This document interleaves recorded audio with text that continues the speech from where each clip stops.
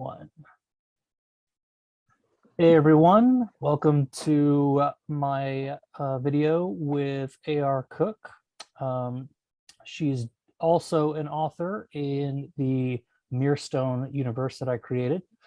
So if you watched Amanda's video, you'll kind of know how we're gonna do this format. I'll hand it off to her. She'll talk a little bit about herself and what she writes, and then she'll go into the reading. Same as Amanda, she's going to read just a portion of the story, so you'll get some of it, and then if you like her style and the story and you want to know more, obviously you could check out the anthology in ebook format. So I'll hand it over to you, Allison. Oh, first of all, thank you so much, Richard, for letting me do this and be on your channel and get to talk to everyone today. I'm really excited to do this. And so, yes, as you were saying, I do have short stories in both the Mirestone anthologies. Right here, these two beautiful books. And this is probably one of the most fun projects. Both of these were some of the most fun projects I've ever done because it's so much fun to have a shared world where, you start with this kind of the basic concept and the history of the world, and then, someone writes a story and you read and go, oh, well, that builds on this story, builds on my story. And then that builds on another story, and then it all connects. And the way you see it all connect is truly cool. It's like bigger than anything that one author could do on their own. So that was a whole lot of fun for me. Yeah, I agree. And since these are more high fantasy, usually what I write tends to be young adult fantasy. My first trilogy was the Scholar and the Sphinx series, kind of ties into various world mythologies, Greek mythology, some Russian mythology, a little kind of a world tour of mythology kind of stories. Lately, I've done some short stories for various anthologies. I've also focused on screenwriting this past year. That was kind of my new adventure, focusing on writing screenplays. I did come out with a Halloween novella this past October. It's based on Irish folklore. So, and that was fun too, also because it didn't take as much time to write as a novella. Those are fun too. Yep. So, yeah, I guess I've started reading that, and oh, you did. Thank you. Yeah, I really like it. I haven't finished it yet. I'm kind of working my way through it, but yeah, I like it because I love everything Ireland and Irish. So it definitely intrigued me, and so I bought it when it came out, and then I've been reading on it. So yeah, I like it. I like it. I was telling Amanda after our video the other day that that you're one of the authors who I'm jealous of when I read your stories, because I'm like, she's so talented and I'm so jealous. I wish I could write like she does. Well, that's so sweet. No, that's kind of what I thought about when I read your first story when we started this book, The Chronicles of Mirestone, and I read The Dragon of Blackstone. That was my feeling. I'm like, oh, that is so good. How am I possibly going to write something that, blends perfectly with that story? It's such a great introduction into what this world is. So I felt the exact same way about your writing. Hey, awesome.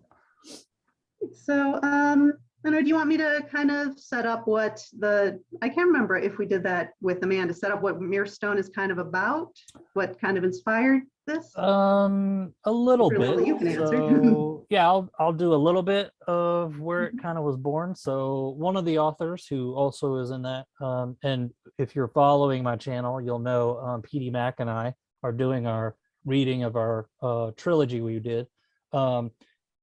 I've known him for a while, and so the idea for the anthology was actually born at a writers convention where that him and I actually put together, and his table was near mine, so we had the opportunity to talk while we were selling books, and I mentioned that I have this idea for a shared world where you would invite other authors in, and maybe not necessarily novels, but short stories, and have a theme, and what like a specific world that's already pre-built, and then you just invite people in to be like, hey, here's what's already created, and then you just write a story and you keep to the rules of what's created. That way there's no conflicting information and all that. And so we kind of, he was like, yeah, I'd be on board. So that's kind of how this first one was created, was that idea. And then as I met people like you and other authors and Amanda and everybody, I kind of was like, hey, are you interested in writing a story for the anthology? So, so we just kind of ragtag band of people kind of came together, and we just kind of grew it and, filled in, details for the world and all that. And then with the first one, the theme was redemption and kind of forgiveness. And the history of the world is that, at least for the first anthology, was elves and dwarves were at odds with each other because of something that happened in the past. And it's kind of in the blurb of the book, basically what the setup is, but it's the dwarven king wanted to expand the kingdom. So his wizards raised mountains up out of the ground to extend their mountain range. And the negative result of that was they took up portions of the forest which belonged to the elves. So they basically invaded another kingdom, and war broke out, and they kind of were at war for a while. And then this series is about the stories of people, elves and dwarves, who are living in a time after that where they're not necessarily at war, but they still don't really care for one another. And so my challenge to each author was to write two stories, one from an elf's point of view and one from a dwarf's point of view. And they could be connected, or they could be completely different characters and, unrelated events. And that you would be telling a story from both sides, showing how those characters are working through that history, and maybe meeting a dwarf or an elf, vice versa, and how they connect and engage with each other post cataclysmic war setting. So that's kind of how it kind of played out. And then everyone had a really amazing and interesting take on that theme, and all kinds of different stories came out of that, that theme idea. And so and I mentioned to her, just a minute ago, but Allison's so talented. And so when I read her story, Demons in the Pages, she hadn't finished writing it. It was draft, and she sent me the first couple, pages, and I was like instantly hooked. And I was like, this is great. I need more. I need to know the story. And so it was, it was like, man, it's not done. I need to know more.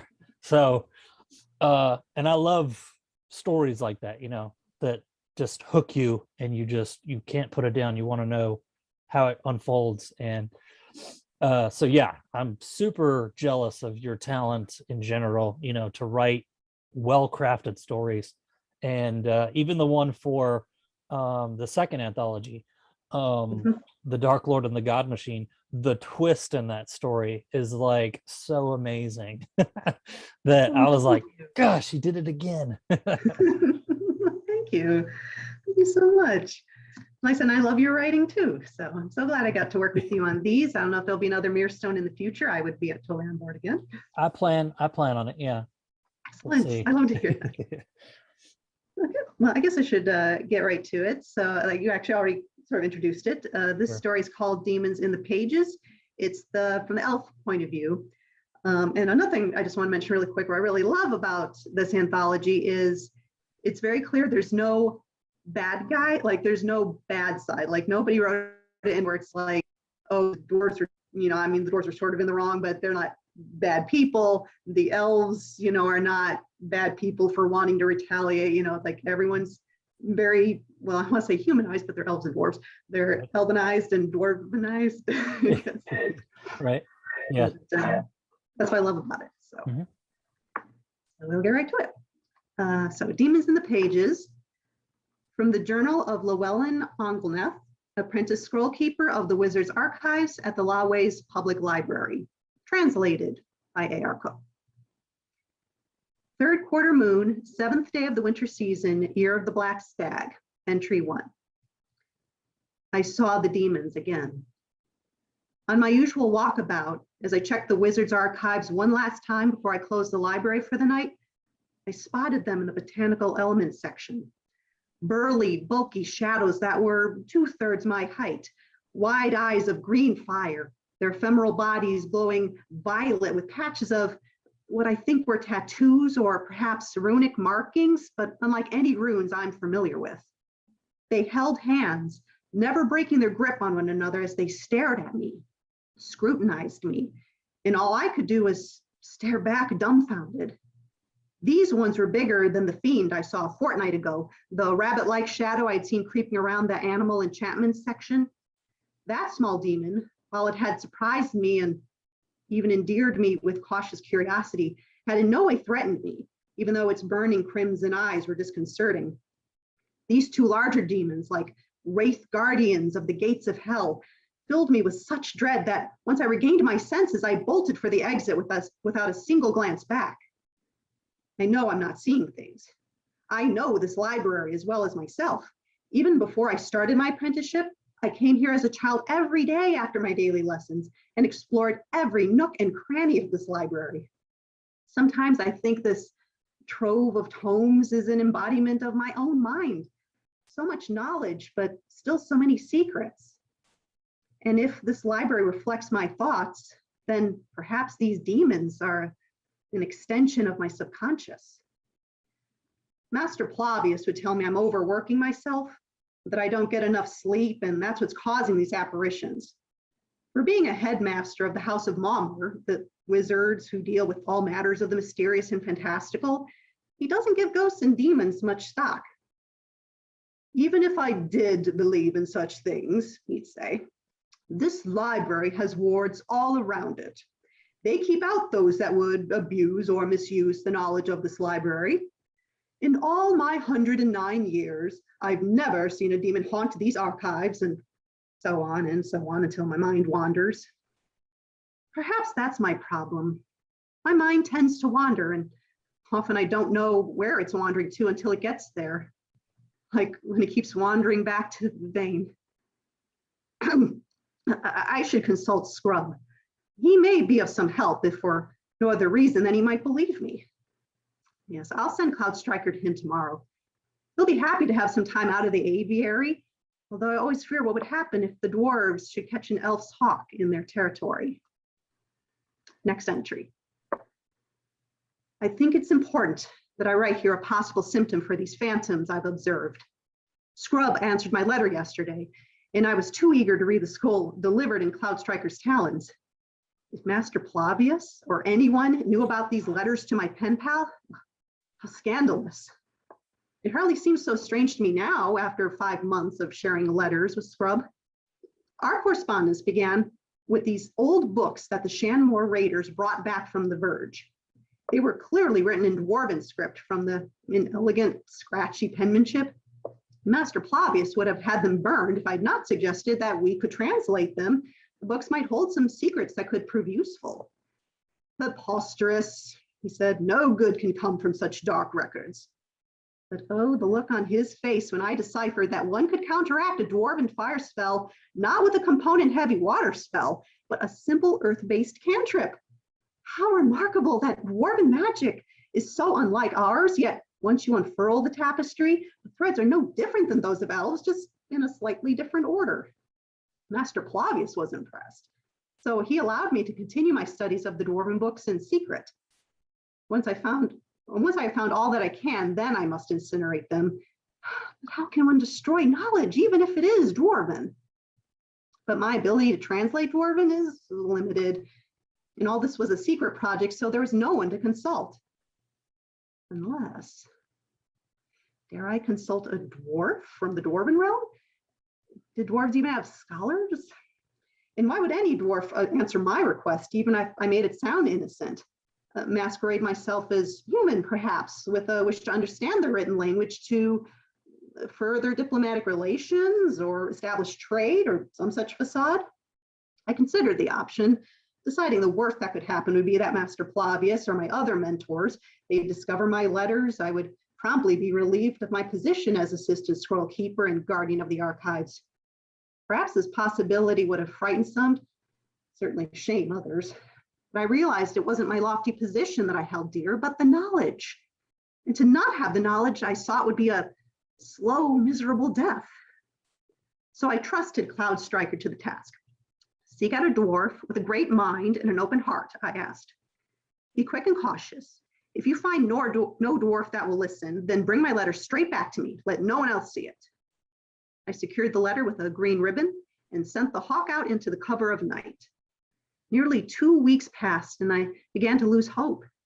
Then one morning, I awoke in my chambers to Cloud Striker perched on the windowsill with a scroll clutched in his talons, a brown parchment tied in a red strip of cloth. Someone had answered. My first assumption was the letter was a warning. Dear stupid maiden, don't ever write to us again with your clear attempts to trick us, or we'll bring an army to smash your house to pieces. But it wasn't a threat. A simple note, one of blocky yet precise lettering. Naturally, I had to burn the letter after I read it, but I remember every word of that letter. Being a scroll keeper, I was trained to remember every word of every text I've ever read. Dear Miss Featherpen, I decided not to reveal my true name. You wish to understand the written language of the dwarves. It's an odd inquiry for an elf, for I'm certain that's what you are by your style of writing. No human has yet to master the delicacies of wisdom script as clearly you have. Yet your curiosity intrigues me, and I'm not one to deprive an intelligent mind of learning. Send me your questions, and I will judge whether I may answer you without risking either of our well-beings. Your hawk knows how to find me now, and I don't travel far from home. Sign, Scrub Bramblebeard. How exciting! A dwarf with not only a great mind and an open heart, but such sophisticated words, and so intelligent as to identify wisdom script, which had not even occurred to me that such penmanship could be identified by a non-elf. He had a rather distasteful name, granted. Who names their child Scrub? But then again, the prickly skinkle fruit bears a sweet, delicious flesh beneath that unbecoming grayish-green skin and ridiculous name. So thus began our correspondence, and what started as a deceitful means to an end had become an enjoyable give and take of knowledge. So far, there's been no question Scrub has not sent reply, no request he's found too impertinent or silly. Now as to my latest letter. Scrub says it's important that I be true to myself, that if I and no one else has seen these demons, then it must be for a reason. That it's some inner part of my soul taking a malformed shape, a poltergeist of sort. Or if these be external demonic beings, then they appear to me because I hold something they want. They may be searching, and I can determine what they seek by looking inside of myself and facing the darkness within. And I must be willing to unburden this dark truth from myself. So I pray writing it in these pages will do. Seems unfair to say I trust Scrub more than even my own kin, my teachers and the masters of Malmer, but it's the truth. And thus, if I must record my truths here, if I'm to understand these demons before they may inflict harm upon the knowledge, or worse, the visitors of this library. I've never written this down before. It fills me with embarrassment, even a little bit of self-loathing. Started with Vivain, in the academy. When my parents arranged for me to wed, with the horrible realization, with Vivain, no, I must wait on this. There must be a book I overlooked somewhere in the archives that covers this matter, an article I have not yet studied. To pour my worst secrets out onto these pages is too much for me. I must explore every option before I can bring myself to do such a thing. I know Scrub means well, but I must postpone his advice. To face what I have buried may be too much for me to bear. Yes, I face the devils of my memories, even more than the undead of hell. Next entry. What have I done? Oh, the fire, oh gods, the fire! The horrid smell of burning leather and paper, the crackling heat from flames licking every bookshelf, the flecks of ash that poured through the archives like gray grains of sand in a flipped hourglass. Such loss, such hell, all because I was too afraid to face myself. Now I know these demons, that demon, is no phantasm of my mind, but it feeds on my fears, my doubts, my sins. Even if I did not manifest it, it's no less my fault, for I lent it strength. The rabbit demon was little more than a messenger of what was to come. The twin demons, horrific scouts that paved the path. But what I saw last night, I smelled the burning all the way from where I was, shelving volumes of the histories of the Moonling House. I broke into the fastest sprint my legs have ever mustered. My soul shattered as I saw the flickering lights coming from the wizard's archives, the purple fire writhing and dancing like dervishes among the stacks of books. My heart will forever ache for those pages that have burned away, and still makes my stomach churn, knowing I had not read all the books that were lost, so I can't even console myself with the hope to replicate them later on. But that thing, that monster, standing among the flames as if they were no more than a summer rain. It was nearly as tall as the bookshelves, curled horns like a ram, eyes of glistening blood, 4 hooved feet, and 2 arms as thick as tree trunks. Some horned centaur? No, there was no hint of intelligence in those bloodthirsty eyes. It was doused in blackness with the same glowing purple runes painted across its skin, like the demons I had seen before. But unlike the others, this one had a mouth, a monstrous maw, from which the violet flame spewed, dripping embers onto the floor like hot drool. How could this beast ignite such a blaze when the entire library was protected by magical wards? The library has always been safeguarded against elemental damage, everything from fire to water to book lice and mold. But I could sense instantly the wards had been disabled. Was this the creature's doing or someone else's? I had no tools to perform any magic, even if I was capable of any spell that would help. So all I could do was flee the library and run to get Master Plavius from his quarters at the academy. We returned in quick time, but it was too late. Sadly, by the time we got there and doused the fire, 1/4 of the archives were lost, and the demon was gone without a trace. Not even a hoof print was left behind in the ash. I can only pray that between me, Master Plavius, and the other scroll keepers, we can recall and rewrite all the burned tomes, although it will take much time and patience. The knowledge may be saved, but it's like when a warrior loses an arm in battle, he has to replace it with a wooden or iron replica. It will do, but the original power, the soul of the lost thing, is gone. Its heart is weakened, its legacy tainted forever. And thankfully, I wasn't blamed for the fire. It was clear this was a work of arcane black magic, and I am barely capable of basic white magic, let alone black. But I fear Master Plavius no longer trusts me. Perhaps you think I allowed some malevolent person into the library. I don't recall having seen anyone that aroused suspicion, but my judgment has always leaned too trusting. I am to be accompanied by Shanmore guards now, patrolling the corridors at all hours, which unnerves me some. As I've said, this library is like my mind, so now my own mind has no privacy.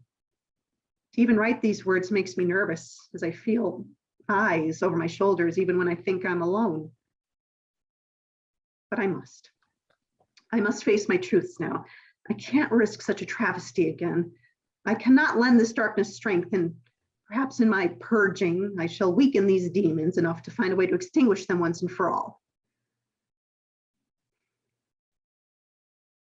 The Vain Morning Song. I met her when we were attending academy in a course on first level defensive spellcasting. She's such a natural at magic, and why shouldn't she be? She's a 10th generation morning song, one of the oldest families of wizards and laways. How could anyone not agree how striking she is? Long platinum hair braided down her back, a skin somewhat tanner than most elves I know because she loves to be out in the sun, lithe as a willow, yet confident as a wolf, and eyes like polished lapis lazulis, eyes you could easily drown in. And I knew, with a twist in my gut, I can feel it even now. I knew I was hopelessly entranced by her. The way she curls and flexes her fingers with every spell, the way she moves like every step is a dance, the way she, no, Llewellyn, admit it, the way she smiles at me, talks to me. Every word she speaks is a musical note, every sentence a melody, every story a symphony. And I am mortified. From my family for some time has been certain I'd be betrothed to Farrellyn Greywing before I completed my schooling. An honor, of course, to be promised to one of the Moonling house. And Farrellin is a perfectly fine gentleman. He's a master with the longbow, and most importantly, has an intellectual mind. A perfectly good man that would provide any woman with decent companionship, a bit frosty, perhaps, which could be thawed by the right match. I, however, don't think I'm the springtime he needs. But the Vane, she loves books as much as I do. She's even read Master Alcor Winterlight's complete studies of dragon telepathy, which almost no one checks out of the library these days, and that's a crime if you ask me. But how is it possible I should feel this way about her? I assumed my feelings were rooted in a desire for friendship, because I don't have too many friends, ones that aren't ink and paper, that is. But soon I found my words fumbled in her presence. My skin heated to sweating. I went out of my way to braid my hair or to put the nicest tunics on before every class we shared. One didn't do such things merely for friendship. No, I was in love. I have heard about couples of the same gender. I recall gossip about two young men, a soldier and a cobbler, who had removed themselves to the forest or some isolated area where the glares and heated words of the town folks couldn't reach them. I'd asked my mother about it since I was unfamiliar with such coupling at the time. She had given me a withering look, tightened her lips into a thin, pale line. It's obvious such a thing is fruitless, she had said. Elven children are so rare as it is to pair with someone without regard to legacy or the future or your kind. It's selfish and senseless. Oh, the poor families of those two boys, what a disgrace.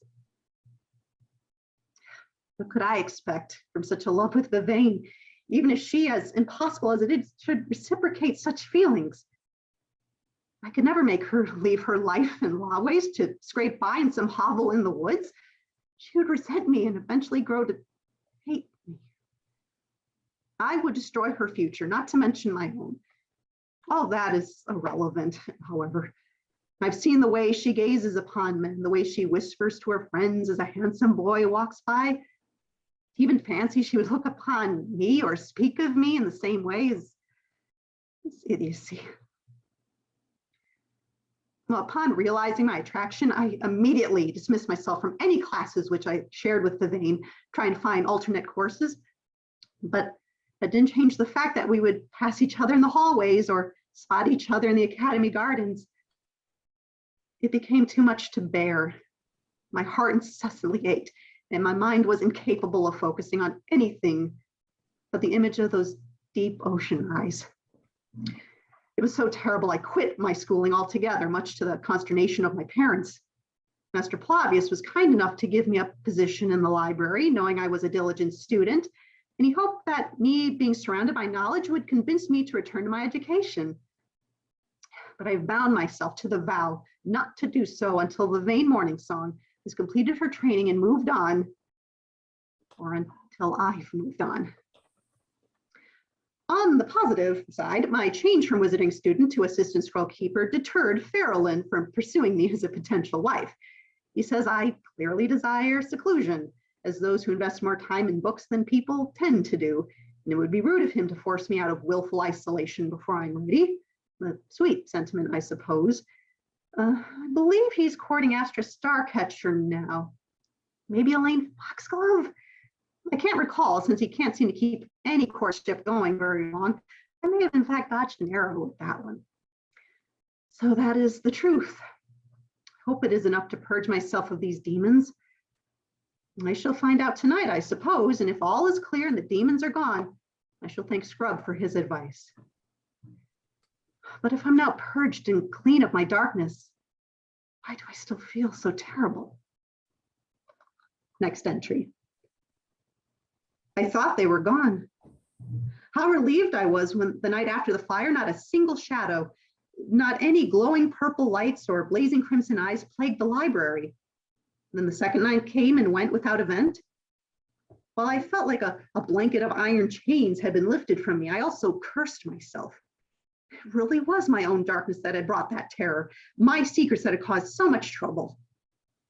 After all, it was after my purging into this journal that peace returned to these halls. It is therefore with a mixture of panic and perhaps some relief that I'm not the horrible person that I thought I was, that I heard the whispers in the walls, a chill breathing from somewhere down the passage towards the private alcoves where the students from the academy come to study. Oh, no, they're back. I realized as warning horns blared in my mind. Yes, this was different. The previous demons had all been silent. I had stumbled upon them by accident or because of the fire. These whispers seemed to be beckoning, calling, wanting me to find their source. I thought to run and fetch a guard as they were patrolling the west and south wings, but I feared the whispers would cease if I left. And if it wasn't my darkness responsible for these demons, then what was? I had to know before another incident, perhaps worse than the fire, could happen. I removed my keyring from my belt and unlocked the door to the alcoves. Since we must keep them locked for the students often leave personal items in their designated study desks, nothing appeared out of the ordinary. Everything was in their place. No one had left any strange magical items behind that weren't spell protected and safe. I began to think I was simply paranoid from the events of the past weeks, and I was alone. Then the whispers whimpered, as if pleading for me to stay. The chill whipped at my face again, and it was with dread that I realized where it was coming from. The one alcove I hadn't planned to check, because I had just been there less than an hour ago. It's my alcove, the place where I'd been working on my secret transcriptions, the place with the dwarven books. By the gods, Master Plavius was right. What darkness had I allowed into this library by not burning those dwarven writings? But I had been with those books for months now. Why would they summon demons only now? And why did I not sense the same malice from these whispers that I had from those rune-branded shadows? With slow, tense caution, I moved towards the door, quietly unlocking it. I pushed open the door, and the whispers got louder. The chill got stronger. I thought I would see some devil apparition in the room, but no one was waiting for me. Instead, I felt a pull towards the wooden chest in the corner, where I kept the stack of dwarven books locked away. I went to the chest and unlocked it, and looked down at the books exactly as I'd put them away. Wait, not exactly. One book near the bottom looked like it had its spine pulled out a little bit, so the edge of the book was sticking out. That would be unusual of me to not stack books with the spine in perfect alignment.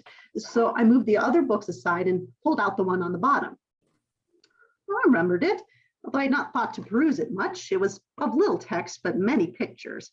Not masterfully drawn, certainly not of elven quality, just simple charcoal ink drawings.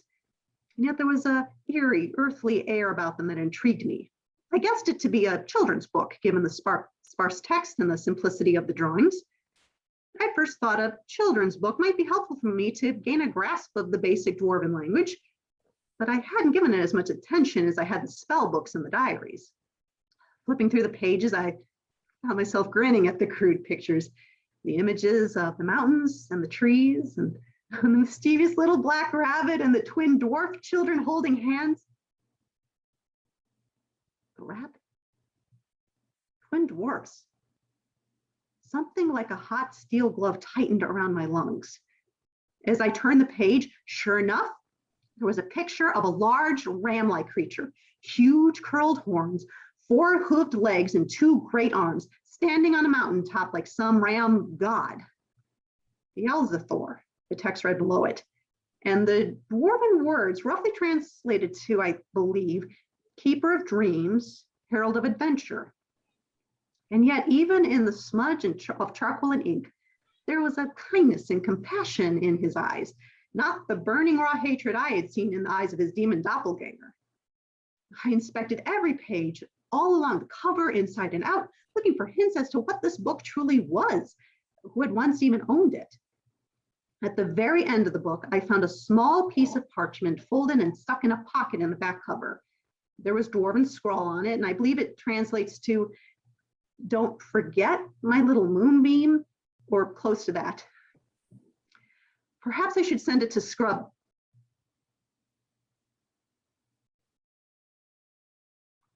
Next entry.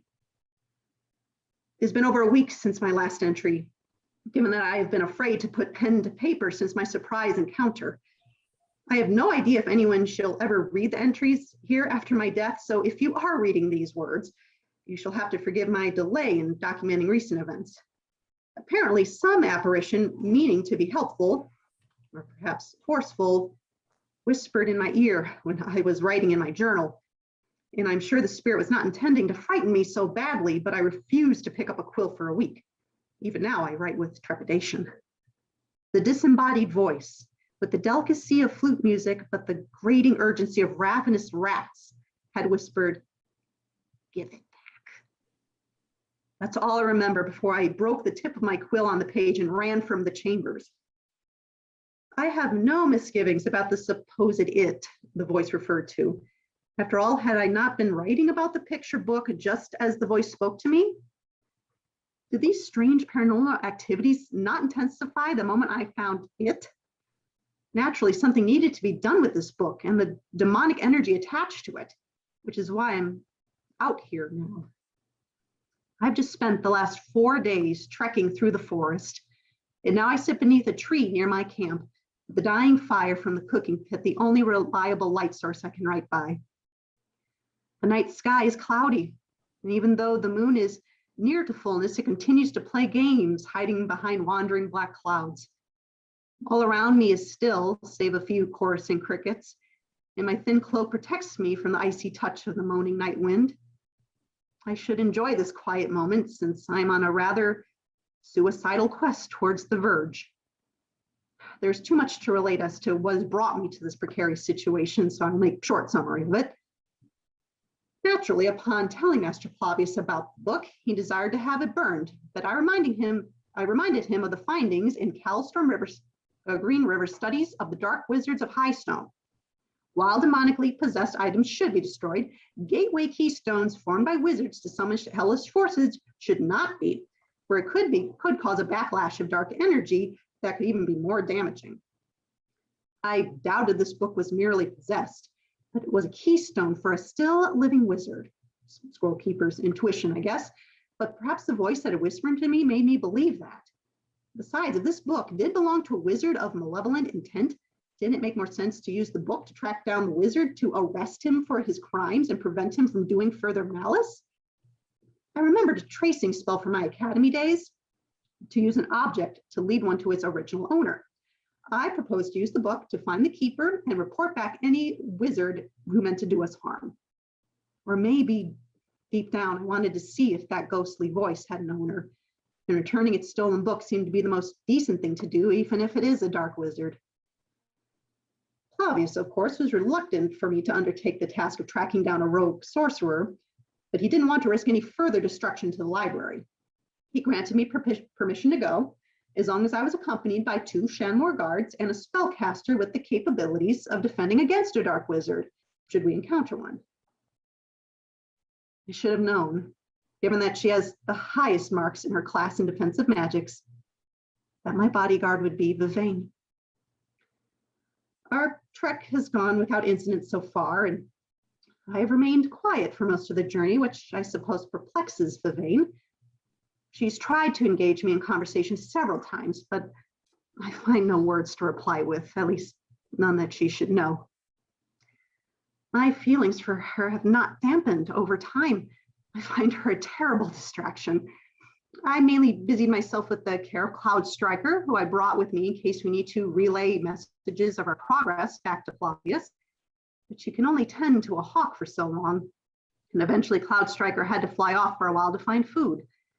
I did manage a short talk with Vivain in regards to her family's well-being, her studies and such. She seems to be doing quite well on all accounts, although she persists in wanting to know why I quit the academy. She seems, in fact, to have been hurt by my departure. For what reason, I can't imagine, since she barely noticed me back then. Perhaps I'm simply imagining that she has melancholy pain in those perfect eyes. What would she think of me if she knew? But then again, once my quest is done, will I ever see her again? Or worse, what will I do if this quest puts her in danger? what if I've made a horrible mistake? Sorry, I'm editing. Well, you read just as amazing as you write. So I love listening to that. I'm going to take over. Yes, no, thank you for allowing me the opportunity. Haven't read out loud in a while, so that was fun. Yeah, no, that was great. It was like almost kind of like watching an actress, like play it out. So I thought that was awesome. You. Well, that's a nice thing about that story. Since it's written as diary entries, it kind of lends itself to being a monologue, that you could semi-perform. So that was perfect. I liked it. Well, that's not the whole story, obviously. So these anthologies will probably not ever be in audio format outside of author readings, just because audio is expensive and, money. So, but the ebook is available, both Chronicles of Mirstone, which includes Allison's story, and Magic of Mirstone, which included Amanda's from the other day. So pull them up again. Yes, those beautiful covers. And most everyone who had a story in the first one came back for the second one. There was, I think, just one person, Trevor. Trevor wasn't able to come back for the second one. But I invited a couple other people to the second one who gladly joined. Amanda was one. So yeah, there's 2 anthologies, and my goal with those is to obviously have a shared world and interesting stories, but also for all of us authors to share that anthology with each other's fans, so that we all kind of get to see new readers come on board, and or listeners if you are listening. So yeah, those are out there. They're on every platform: Amazon, Nook, Google Play, wherever you can find an ebook, they are for sale there. And they're also in print as well, so you can get either one. Yeah, so thank you for coming and spending some time with me to do your reading. And thank you. You're welcome. And so yeah, if you have anything to add to the audience or anything you want to say? Just again, both of these anthologies are magnificent works. Like I said, I hope maybe there'll be another one down the line so I can have this kind of fun again. But yes, absolutely, look up Richard's work is fabulous too. Like I said, I've been jealous of his work as well, so look him up. And yeah, just I hope, I know in our day-to-day lives, I'm guilty of this too. It's sometimes hard to make time to read, but you set aside 15 minutes a day, 20 minutes a day, and it just helps you, it helps me get through really tough, dark times, just to be able to have a book and to escape to. So I hope you all can find the perfect book for you. Well said. All right, well, we will call that a reading and see you guys at the next one.